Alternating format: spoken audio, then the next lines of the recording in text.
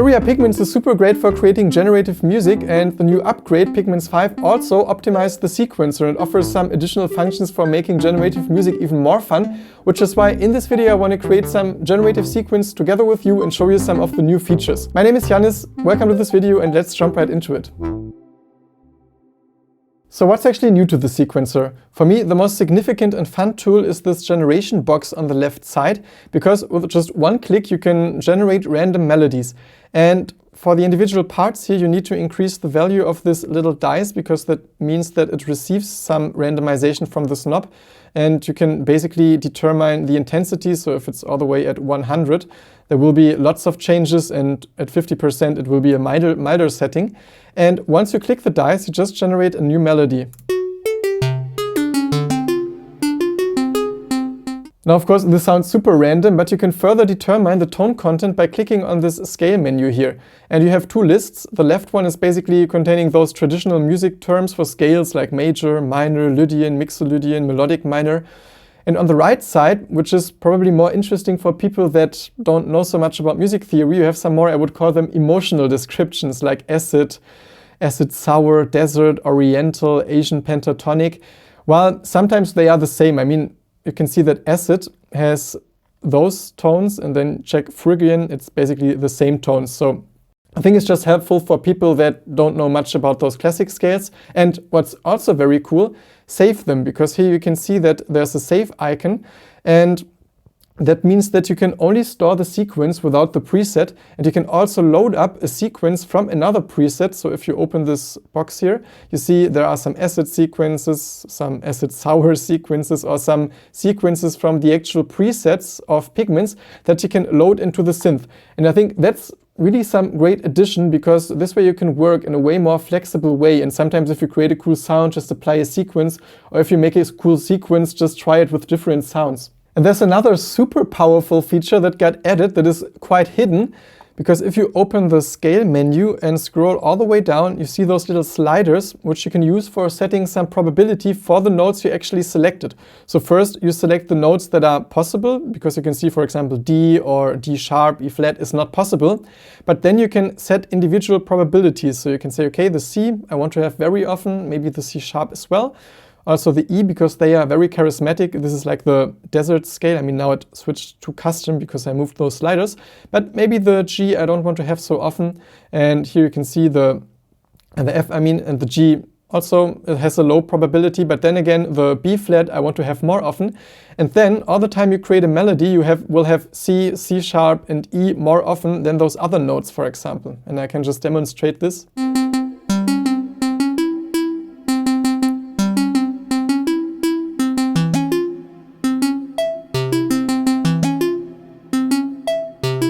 And you can see that it sounds kind of inspiring if you constantly change something about the melody, creating this generative vibe. And you can automate this by clicking on Auto Regenerate, and currently it's on off, so it only changes the melody once you click the dice. But you can also select, for example, a rate of 1 bar, which means that every new bar a new melody gets composed, and this way you really create this kind of generative flow.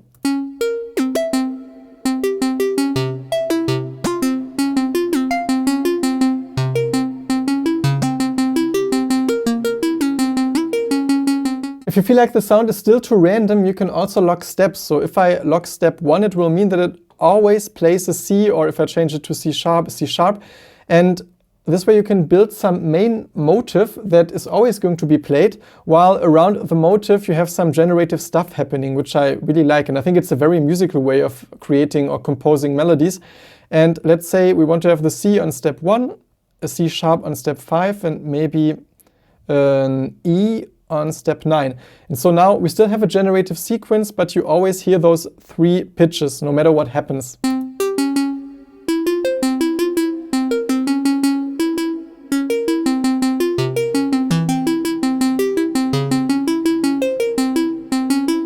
And for all those individual parameters of the sequencer, you can also change the intensity of the variation. And for example, for the on-off probability, I like to switch this to 100, because it gives me less triggers. And if I have many triggers, I feel like it sounds a bit boring, because there's not really some rhythmic tension.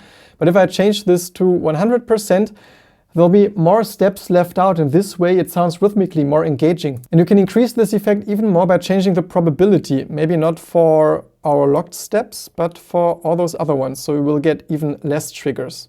And this way you can actually shape your kind of motion around your main motive.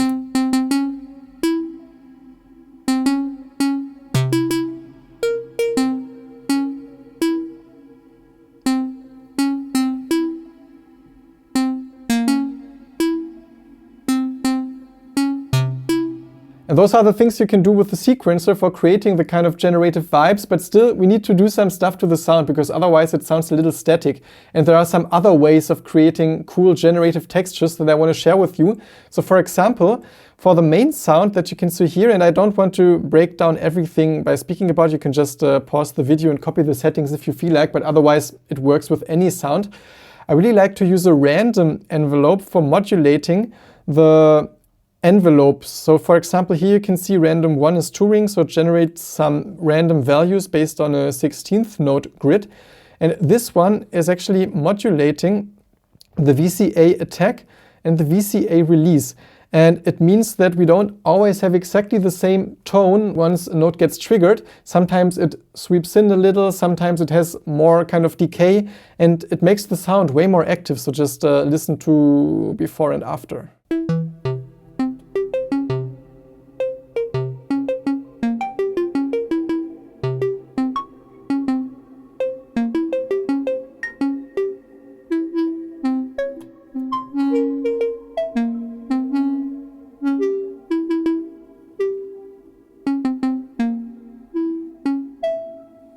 And it might sound a little bizarre, but that's actually what I like about it, because it doesn't sound so much like a step sequencer anymore.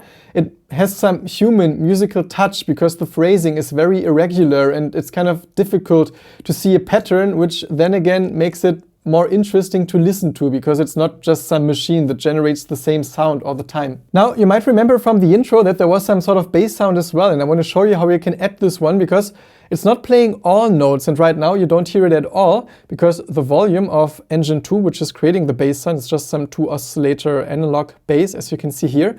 The volume is at 0, and I'm using random 3 in binary mode for sometimes bringing in the sound, and in this case bringing up the volume, because if I enable this modulation, you see that sometimes it jumps to the, I mean, it's not the maximum volume amount, but just to the amount where it becomes audible, while a lot of time it's also muted, so you can just listen to it.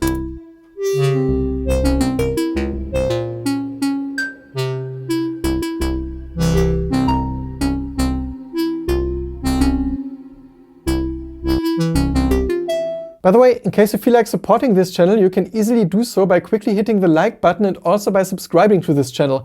And if you're interested in having some more generative music patches for Arturia Pigments, just check out the sound pack I made. All info is down below in the description. And you can also see that it always plays the same note, so it doesn't react to the pitches from the sequencer, which you can do by clicking this piano icon, because normally it's enabled, which means it picks up the pitch from the trigger of the sequencer. But if it's disabled, it always stays on the same note, and then you basically use the cause for determining the note. But you can also further sequence this sound, which is some super amazing technique, by clicking this quantize icon and then opening this scale menu and just copying the scale that you also see under the sequencer menu for this, in this case, desert scale.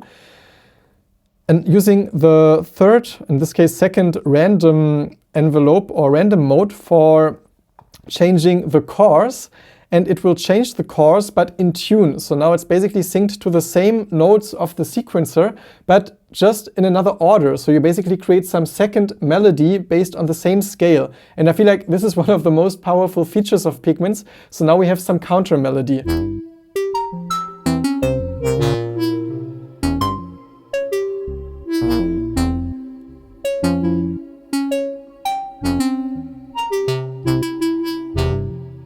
I'm also using the filters in split mode, meaning that engine 1 gets sent to filter 1 and engine 2 gets sent to filter 2, which means that for those individual parts of some generative patch, you can make further adjustments and further shape the sound through different filters, which is really great. And for the melodic part, I really like to just apply some sample and hold LFO that looks like this. It's like this LFO1 that I think, when does it actually trigger? With any step, it basically sends out another value, and I applied it to the panning, so it just jumps around a little.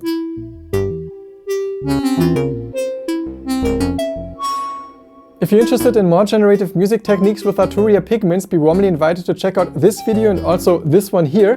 Apart from that, I wish you lots of inspiration with whatever it is that you create and hope to see you soon again at this channel. Bye!